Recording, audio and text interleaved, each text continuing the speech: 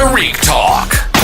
Your host, Tariq Mendez, takes you on a journey with guests from all around the world. Broadcasting around the world. Around the world. This is Tariq Talk.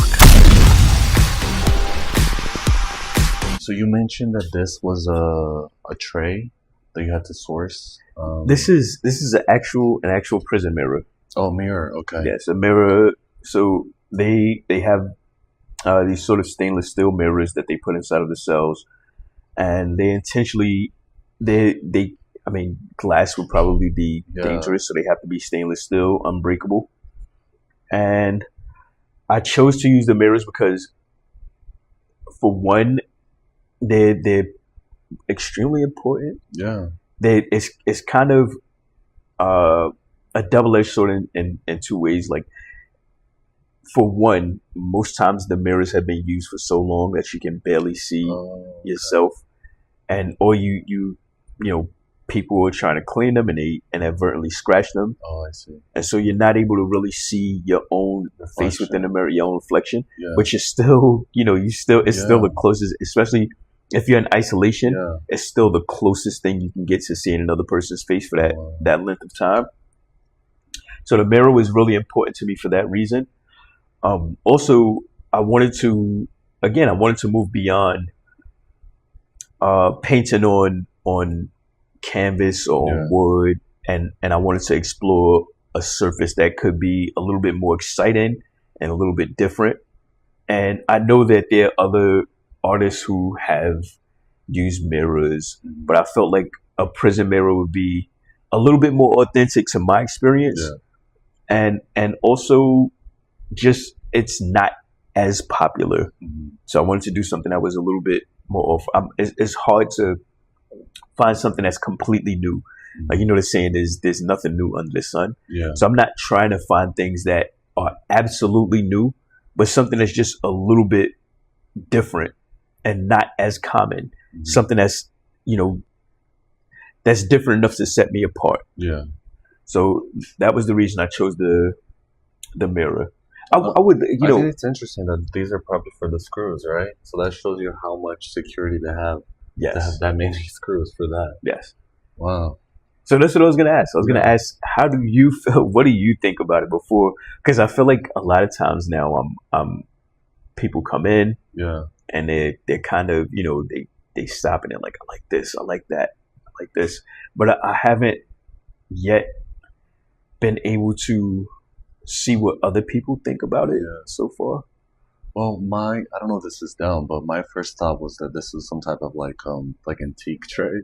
Yeah. Right? Or I thought maybe like that's maybe what they put like the plates and the food on top. Yeah. So I thought, oh my God, this is like, you're taking something that you use in there and then creating like a visual too. I think that's so interesting. But the fact that this is a mirror, I mean, because I don't know, for me as a kid, I grew up in the 90s, so I would like distract myself with either like speaking in the fan or the mirror. So I think like not even having, the basic minimum of a mirror, I think that's like kind of like messing up with your mind in a way. It's like war, like, like they're punishing you on top of already being like confined by yourself. I think that's like so cruel. But I think that's so genius how you like chose that. And can you speak more about the process that you had to source it? Because it's not like easily accessible. Like you can just walk in somewhere and buy it. That you had to. Well, for one, you have to find someone who was formerly in law enforcement, who has the credentials to be able to purchase it, or you have to find someone who has them for like. So, for instance, my last series was someone who knew someone who had the credentials and they needed to work on a film, so they were able to purchase them from the person who could get them, and then they worked on the film, and then I had to wait until the film was done and I see. Then purchase them from there. But then they also, I think because they're so difficult to purchase, because they're restricted to those people, they tend to like bump the price up. So you end up paying like $150 for a piece of steel. Wow. Like, But it's more about the accessibility of it. Yeah. Oh, 100%. Yeah. Yeah. Or being aware of it. Yeah. And I think also the idea of having these mirrors and seeing the mirrors and seeing your own face is also a bit challenging while you're incarcerated, because these are relatively new. Mm-hmm. So the surface isn't, I've painted on it and scratched it in some places, to modify it. So, but when I got these, they were relatively new and they're really neat and clean. But when you're in prison, again, they're usually damaged. They usually, then so you don't know what the history was. It could have been someone who was upset and they hit it with something, and then it's bent in a certain area. People are trying to clean them, so they end up scratching them.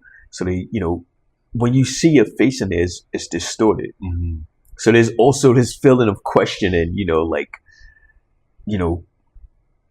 if whatever you're going through emotionally, you're looking at yourself in this mirror and you're trying to find yourself. You're trying to find your reflection as well as you can. And then you see these distortions and these marks and these scratches and everything, and it kind of, it's kind of disheartening. It's kind of depressing, but there's something to it. And then this kind of goes with this? No, these are actually separate. Yeah, these are actually separate. Thank you for listening to Tariq Talk. Follow Tariq Talk on all social media channels and check out the video interviews online.